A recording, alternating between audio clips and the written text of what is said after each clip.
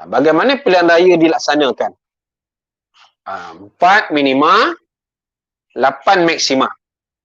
Okey, cuba bagi respon dulu.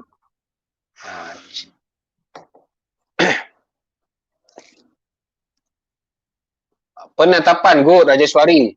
1 markah. 5 juga sini. 5 tahun sekali kan? Tak ada juga sini, tak tepat tu.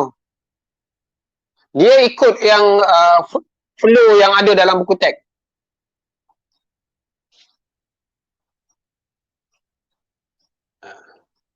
Mula-mula sekali apa? Tadi tengok balik. Cikgu tayang balik lah kita tengok daripada bawah balik. Mula-mula siapa yang uruskan dia?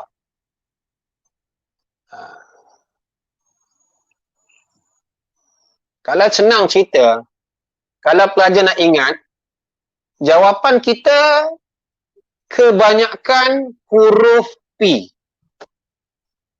Kita carilah kata kunci yang senang kita ingat.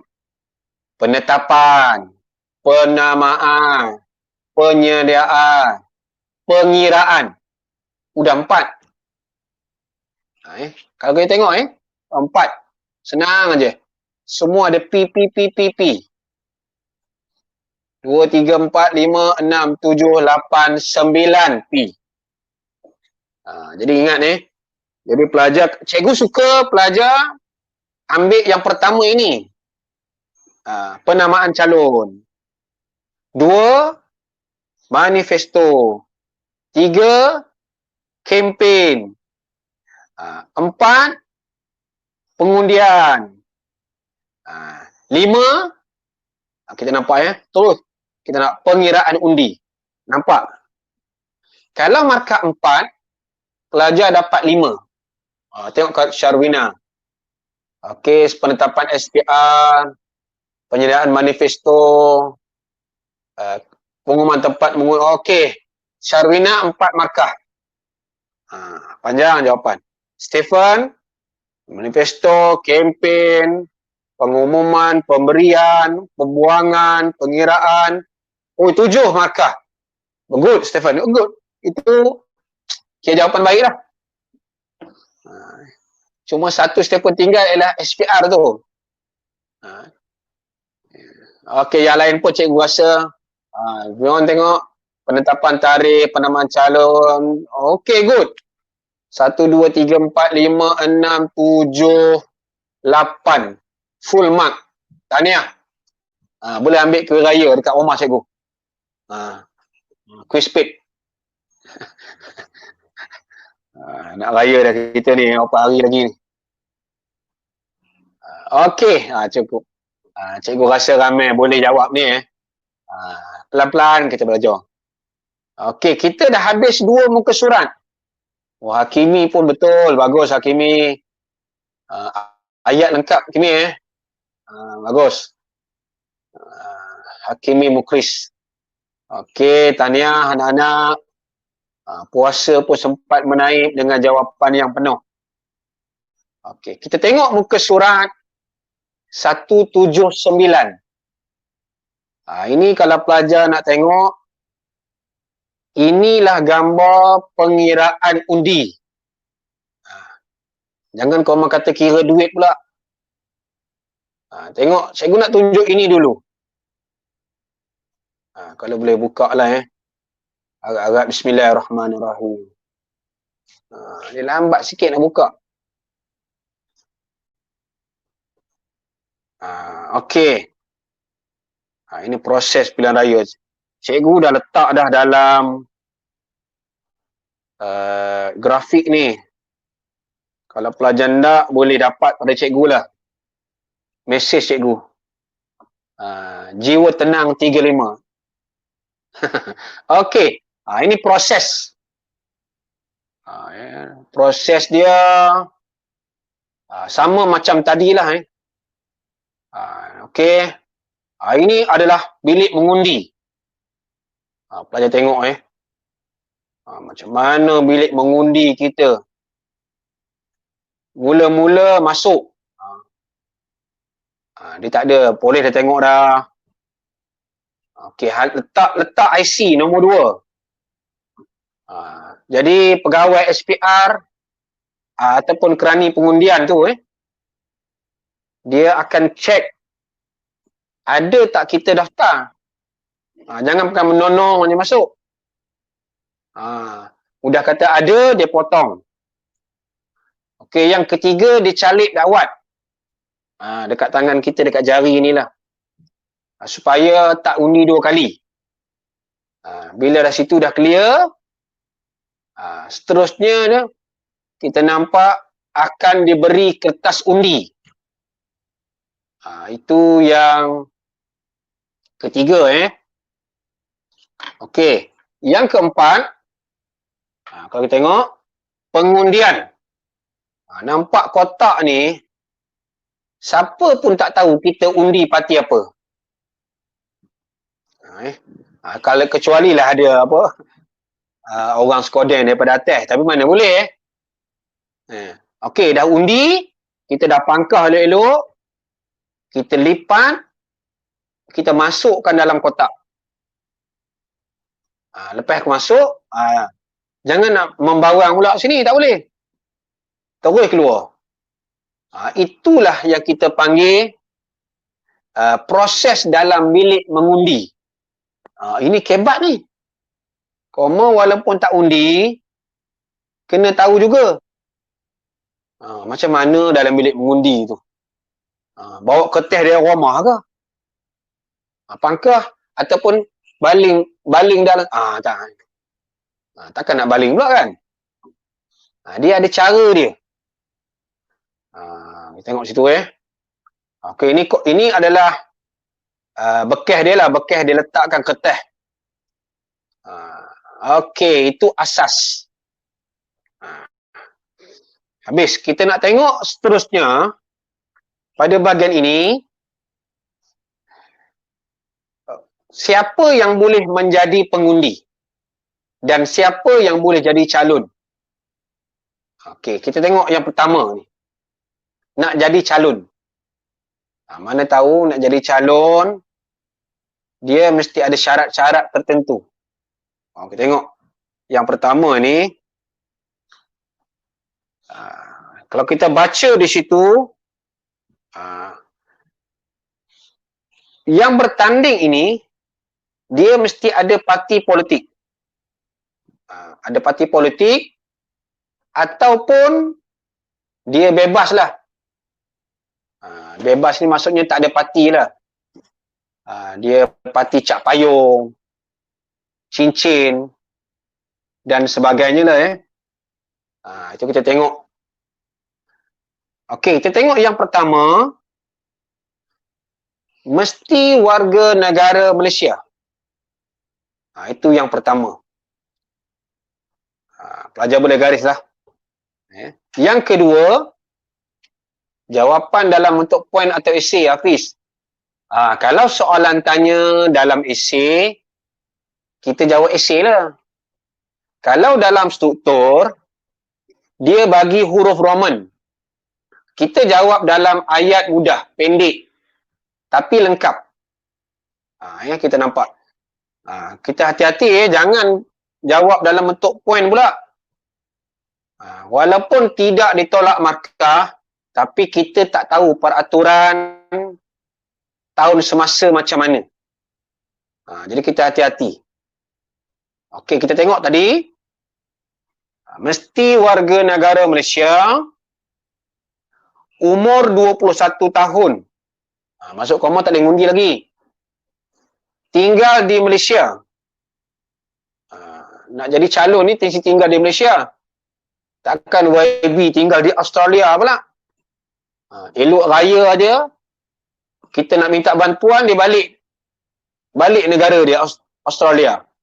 Udah jenuh kita nak minta bantuan. Yang keempat, sempurna akal. Maksudnya waras lah. Yang kelima, tidak muflis. Muflis ni maksudnya, apa muflis? Apa itu muflis? tidak diisytiharkan oleh bank negara, mempunyai hutang yang tak mampu bayar. Okey.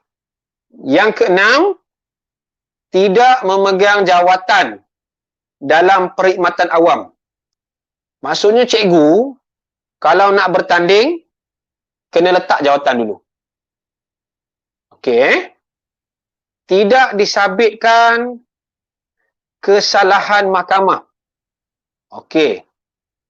Kesalahan mahkamah ni dia perincikan di bawah. Okey, tengok dia kata,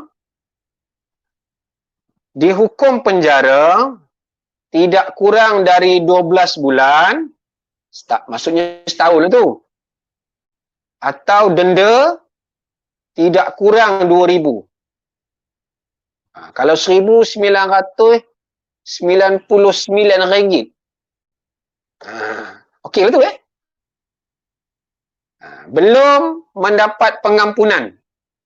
Contohnya mendapat pengampunan pada yang di-Pertuan Agong ataupun masih di penjara lah, banduan. Banduan tak boleh jadi calon. Itu kita faham Okey. Kalau kita tengok di sini, ada 7 syarat menjadi calon. 7 ni pernah disoal dalam soalan 2004. Ini syarat menjadi calon ni kena tahu.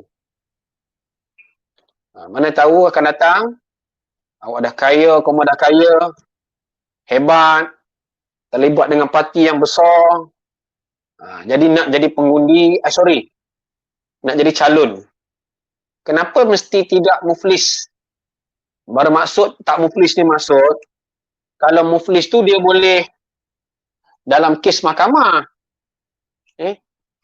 Dia tak ada harta, nak bertanding macam mana? Nak bagi bantuan macam mana? Dia pun tak ada duit. Itu maksudnya. Jadi kalau nak jadi YB ni, berduitlah sikit.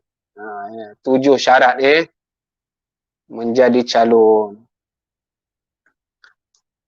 Kalau muflis payah tu kamu jangan banyak hutang. Muda-muda ni nak beli handphone jenama buah. Yang lain tak nak. Jadi hutang. Okey, setakat ni clear. Kalau soalan tanya, apakah syarat ataupun jelaskan syarat menjadi calon dalam pilihan raya? Maka jawapan pelajar tak boleh tidak. Di sinilah jawapan kita.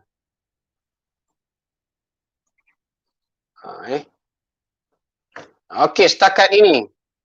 Ada nak bertanya? Tadi pelajar tanya muflis. Jangan jadi penghutang Pemberi hutang insya-Allah, alhamdulillah. Calon 21 tahun. Oh, cepat Pinggu jawab. Oi. Cikgu dulu suka tengok cerita Pinggu ni. Okey, calon 21 tahun, Mas Tauti. Oh, ramai. Oh, sedu pula. Okey, ramai jawab. Kalau saya nak jadi cikgu, tak boleh jadi calon, tak boleh. Dia tak boleh kaki tangan awam. Letak jawatan dulu. Baru boleh bertanding. Maksudnya cikgu tak layak lah Okey, itu calon. Macam mana pula pengundi? Okey, yang ini bawah syarat menjadi pengundi.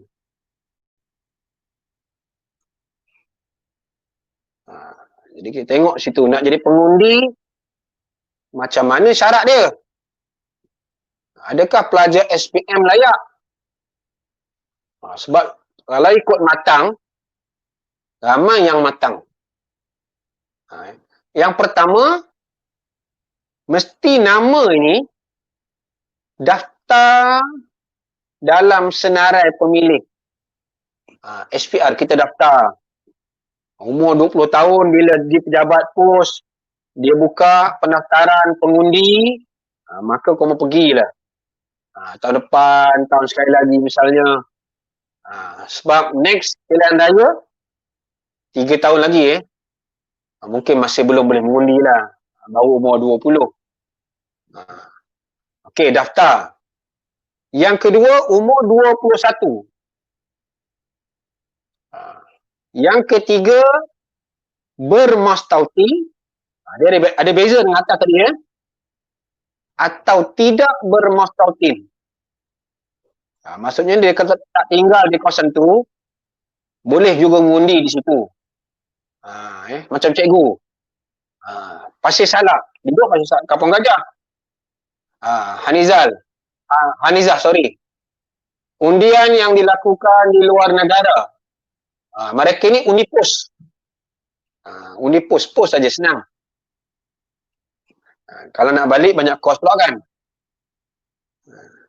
Biasa polis, anggota keselamatan semua undi pos Okey. Tengok balik yang pertama tadi. Dia telah mendaftar, umur 21 tahun, bermastautin atau tidak memastautin, dia tinggal di mana-mana. Macam cikgu sebut tadi lah, kawasan pilihan raya. Tak kisah dia tinggal di Batu Gajah ke, di Kuala Kangsar ke, dia nak ngundi di Pasir Salak, boleh. Dengan syarat dia daftar. Kita nampak ada 4 saja, tempat makan lah. Okey, kita nampak yang bawah tadi yang bertanya kan. Anggota keselamatan, pelajar luar negara, ataupun pegawai yang berkhidmat luar negara, mereka akan mengundi melalui pos.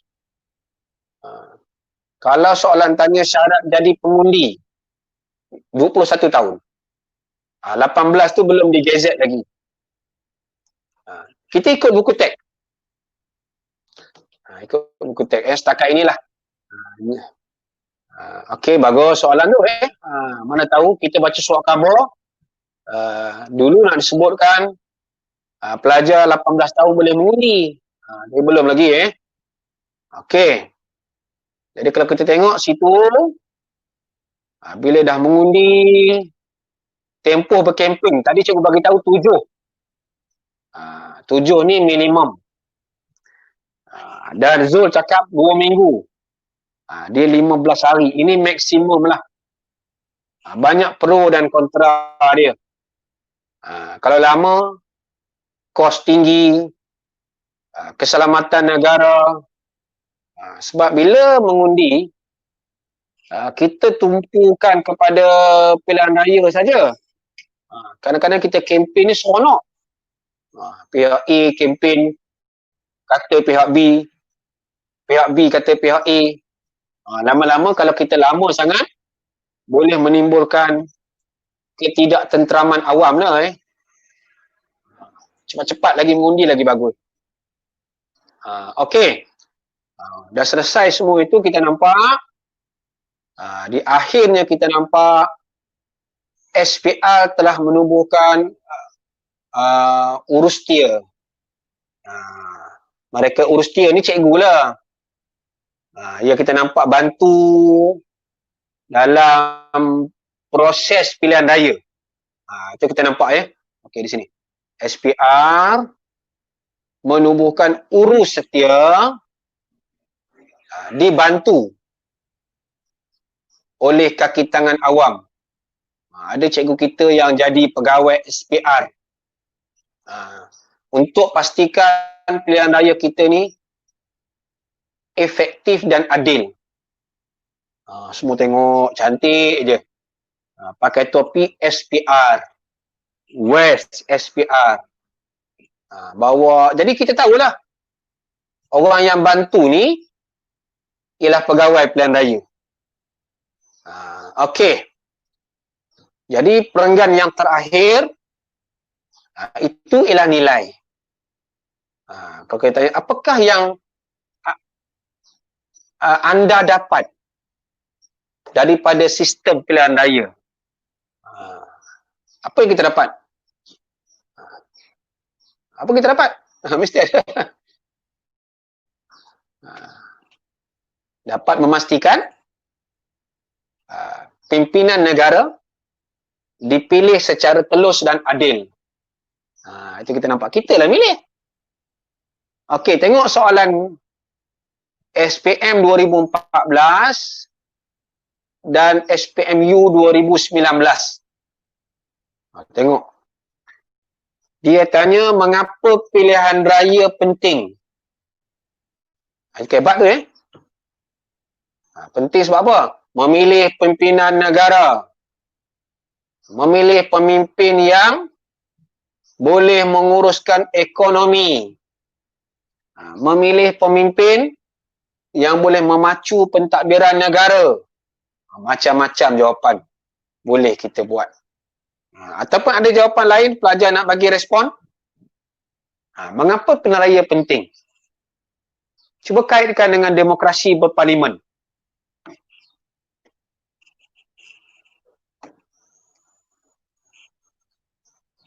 Macam mana kita nak kaitkan dengan sistem demokrasi parlimen negara kita? Memilih pemimpin bertanggungjawab. Bagus. Selepas dapat quiz speed ni, Wan makin aktif.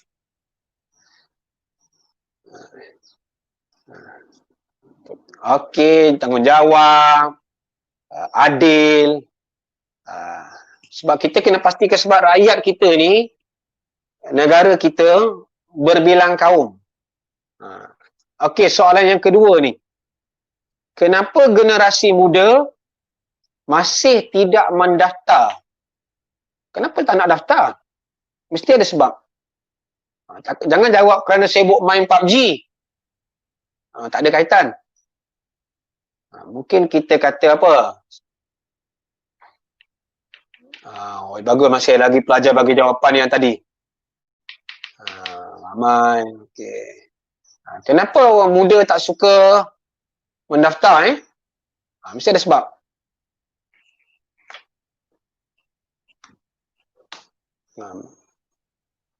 Cuba bagi respon. Sebab apa? Mungkin kita kata kurang